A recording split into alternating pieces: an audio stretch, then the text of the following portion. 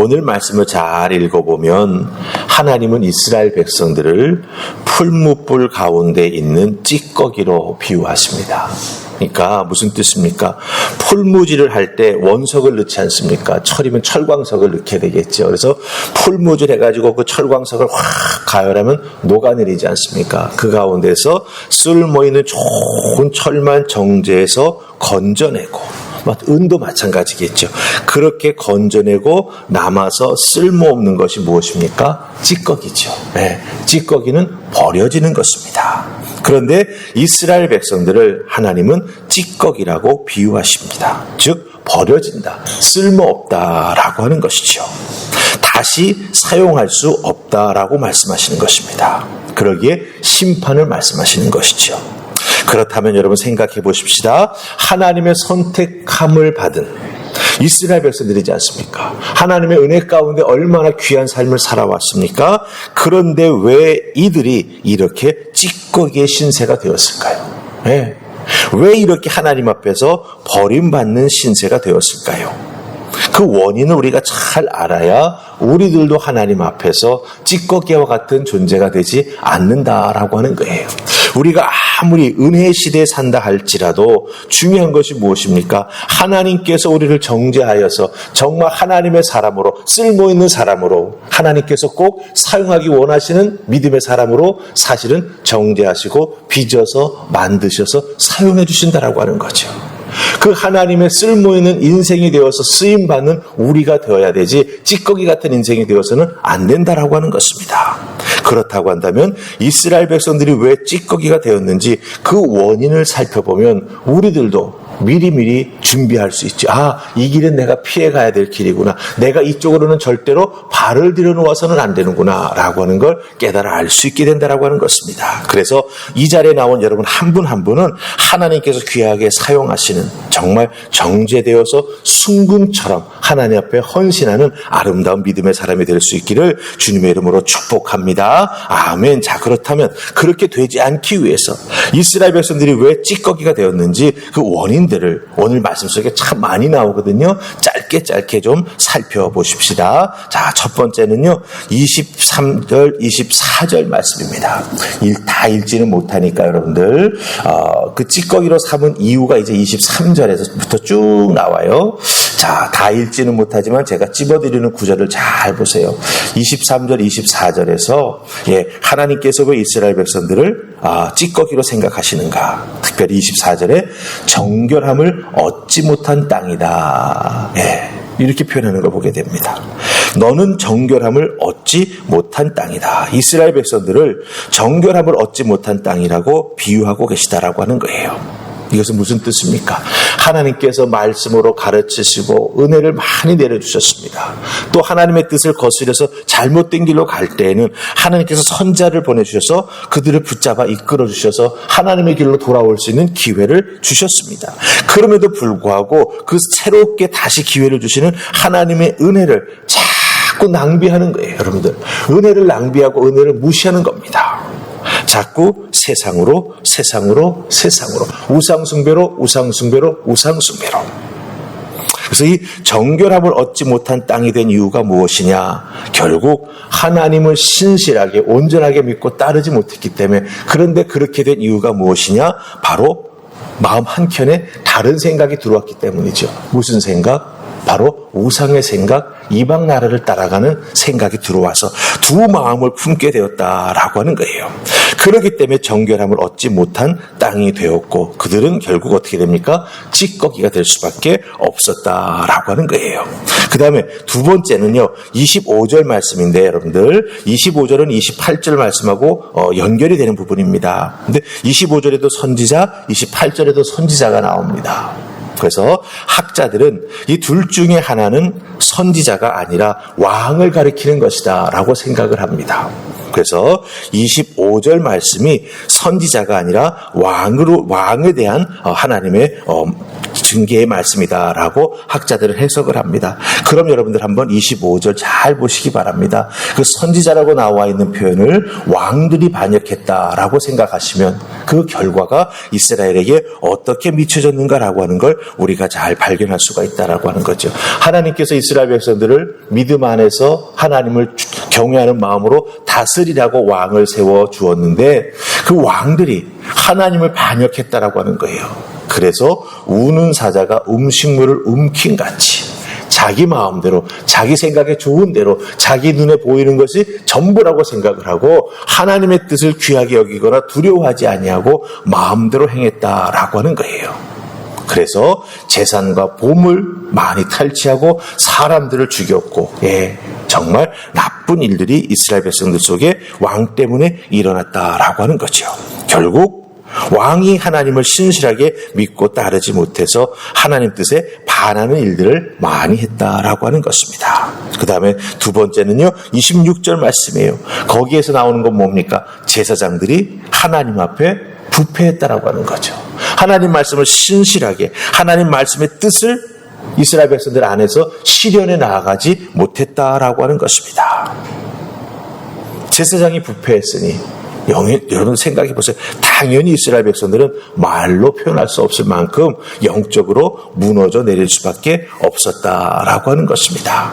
자, 그럼 27절 말씀 보시기 바랍니다. 거기에는 고관들, 왕 밑에서 왕을 보좌하면서 나라를 다스리는데 열심히 자기 맡은 일을 해야 될 고관들이 타락했다라고 말하고 있습니다. 고관이 타락했습니다. 왕은 하나님의 뜻에 반하는 일만 골라가면서 했습니다. 그러니 왕과 고관들, 이 리더들이 다 타락하게 되니 어떻게 됩니까? 나라가 휘청거릴 수밖에 없고 고관들은 특별히 여러분들 그 이익을 얻기 위해서 하나님의 정의와 뜻을 자꾸 굽게 만드는, 왜 백성들과 실질적으로 삶을 부딪히면서 다스리는 사람들이 누굽니까? 이 고관들인데 이들이 타락하게 되니까 이익에 물들어가지고 하나님의 뜻이 제대로 전달되지 못했다라고 하는 것이죠. 자, 그 다음에 28절에 선지자들에 대한 타락의 모습이 나옵니다. 이스라엘 백성들의 죄를 지적하지 못했고 오히려 회칠해 주면서 이거 죄 아니야, 이거 아무것도 아니야, 이거 뭐 괜찮은 거야, 이런 식으로 잘못을 덮어주면서 아무 문제 없는 것처럼 모든 것을 처리해 주었습니다. 그러니 어떻습니까? 이스라엘 백성들은 죄가 죄인 줄도 알지 못하고 하나님의 뜻을 어긴 것으로 알지 못하고 다 잘하고 있다라고 생각했던 것이죠. 그러니 어떻게 되겠습니까? 영적으로 완전히 무너지고 정말 부패한 이스라엘 백성들이 될 수밖에 없었다라고 하는 것입니다. 마지막으로 29절 보시기 바랍니다. 거기 보면은 이 모든 총체적인 결과가 나오죠. 이스라엘 백성들은 어떻다고요? 포악하고 강탈을 일삼았다. 어렵고 힘든 사람들을 도와줄 줄 모르는 백성들이 되었다라고 하는 것입니다. 즉 포악과 강탈이 타락한 이스라엘 백성들의 특징이 되어버리고 말았다라고 하는 것이죠. 이게 결국은 23절, 24절에 나오는 내용과 29절에 나오는 내용이 딱 연결되면서 이 땅에 사는 이스라엘 백성들이 이런 모습이 되었고 이런 모습이 되도록 정말 일조했고 더 악한 길로 몰아넣었던 사람들이 왕이며 제사장들이며 고관들이며 선지자들이었다라고 하는 거예요. 그러니까 뭐예요? 이스라엘이라고 하는 나라는 몽땅 다 타락했다라고 하는 거예요. 근데 중요한 건요, 그렇다고 한다면 이스라엘의 이와 같은 총체적 타락, 정금 같은 이스라엘 백성들이 하나님 앞에서 찌꺼기로 취급받는 이렇게 변화된 상황, 여기서 끝인가? 그럼 이곳으로 모든 것이 딱 끝나는 것인가? 근데 성경은 그렇게 말하지 않잖아요. 그렇죠? 이스라엘의 역사를 봐도 여기서 끝이 아니잖아요. 그럼 어떻게 이 마지막 같은 상황이 역전되어서 전개돼 나아갈 것인가? 사실은 믿음의 눈으로 우리가 그걸 발견하는 게 참 중요합니다. 우리들도 오늘 말씀 속에 나오는 이 여러 가지 죄악의 모습들이 때로는 섞여 있기도 합니다. 예. 하나님 앞에 신실하지 못한 모습들이 있기도 합니다. 하나님 말씀 속에 은혜를 받지만 그 은혜 받은 말씀이 내 삶 속에서 거룩한 영향을 미치지 못하고 그저 감정으로만 맴돌 때가 있어요. 눈물 한번 찔끔 흘리네 삶은 그대로. 예. 이와 같은 것에서 우리가 어떻게 탈피하며 나아갈 수 있을까? 정말 중요한 말씀이 30절에 나옵니다. 우리 30절을 우리 한번 같이 읽으십시다. 자, 30절 찾으셨습니까? 같이 읽습니다. 시작. 이 땅을 위하여 성을 쌓으며 성 무너진 데를 막아서서 나로 하여금 멸하지 못하게 할 사람을 내가 그 가운데에서 찾다가 찾지 못하였으므로. 아멘. 자, 요 찾지 못하였으므로는 우리가 여기서 해당되면 안 되는 거죠. 이렇게 어렵고 힘들고 타락되고 하나님의 징계 앞에 놓여있는 이스라엘, 그렇다고 한다면 그 가운데서도 하나님은 무엇을 하셨는가? 한 사람을 찾으셨다라고 하는 거예요. 한 사람을 찾으셨다라고 하는 거예요. 이렇게 이스라엘 백성들이 정말 총체적으로 타락했는데 이들을 여기에서 끝내지 않으시려고 하나님은요 어떻게 하셨다고요? 한 사람을 찾으셨대요. 근데 어떤 사람을 찾으셨습니까? 무너진 데서 막아서서, 이스라엘이 무너지는 것을 막아설 수 있는 사람, 그대로 해서 중보기도 할 수 있는 사람, 하나님으로 하여금 이스라엘 백성들을 막 무너뜨리지 못, 정말 멸하지 못하게. 하나님 이거 아닙니다. 하나님 도와주셔야 됩니다. 하나님 더 기다리셔야 됩니다. 돌아올 수 있도록 기회를 주셔야 됩니다. 이렇게 기도할 수 있는 한 사람을 우리 하나님은 찾으셨다라고 하는 것입니다. 한 사람을 찾으십니다. 지금도 하나님은 한 사람을 찾으십니다. 하나님은요 많은 무리를 원하시는 게 아니에요.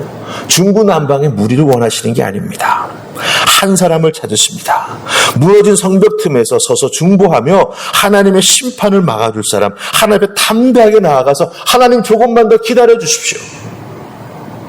조금만 더 기다려 주십시오. 하나님의 진노를 참아 주십시오.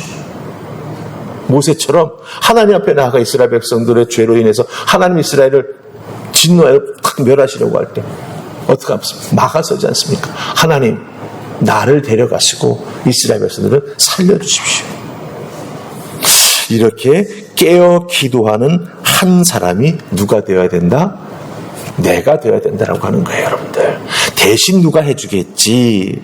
여러분들 신앙생활에서 대신 누가 내 대신 해주겠지라고 하는 순간 그 신앙은 끝난 신앙이에요, 여러분들. 사실은 신앙생활에서 왜 다른 사람의 신앙의 덕을 내가 보려고 합니까? 사실은 그런 신앙은 정말 절름발이와 같은 신앙이죠.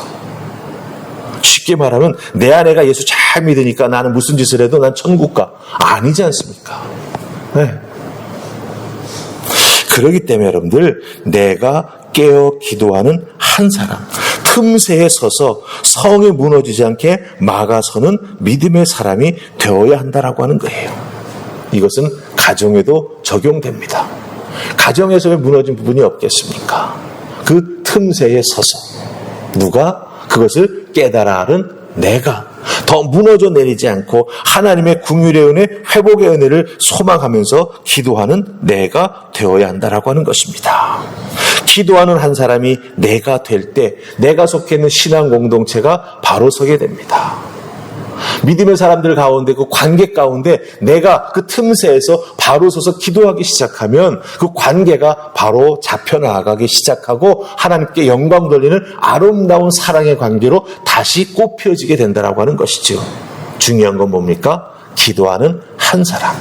그 틈새에 서서 어떤 상황에서든지 기도하는 한 사람이 될 때 놀라운 반전의 역사가 일어나게 된다라고 하는 것 여러분들 꼭 기억하시기를 바랍니다. 그래서 하나님께서는 이 기도하는 한 사람 한 사람을 포로로 잡혀간 이스라엘 백성들 가운데 심어 놓으셨지 않습니까?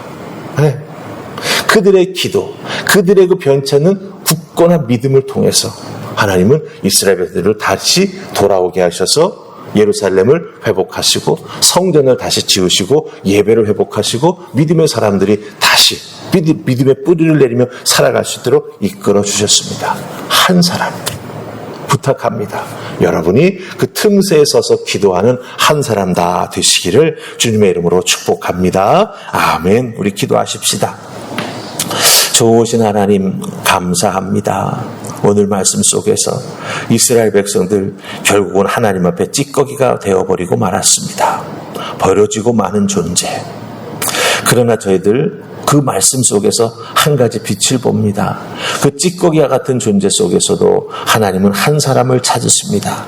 그 무너져 내리는 틈새에 서서 중보기도 할 수 있는 하나님을 경외하는 영적으로 깨어있는 사람을 찾으십니다. 우리들이 그 한 사람 되기를 소원합니다. 하나님 도와주시옵시고 우리의 영이 깨어있어 늘 기도하게 하시며 어떤 상황 속에서도 기도하기를 쉬지 아니하는 믿음의 사람들 다 될 수 있도록 이끌어 주시옵소서. 기도는 우리의 영혼의 호흡입니다. 멈추는 순간 우리의 영혼이 죽습니다. 하나님 이것을 기억하게 하시고 날마다 하나님 앞에 더욱더 간절히 기도하며 나의 기도의 재단을 쌓아 나아가는 우리 모두가 되게 하여 주시옵소서. 그 내 인생의 틈새에 있어서 기도할 때 내 인생이 살아나며 가정이 살아나며 직장이 살아나며 관계가 살아나며 주의 몸된 교회가 살아날 줄 믿습니다. 주여 나를 그 한 사람으로 삼아 주시옵소서. 도우시고 이끄시는 우리 하나님의 강권하심이 우리로 하여금 한 사람 되어 기도하게 하는 놀라운 역사가 임할 줄 믿사옵고 예수님 이름으로 기도하옵나이다. 아멘.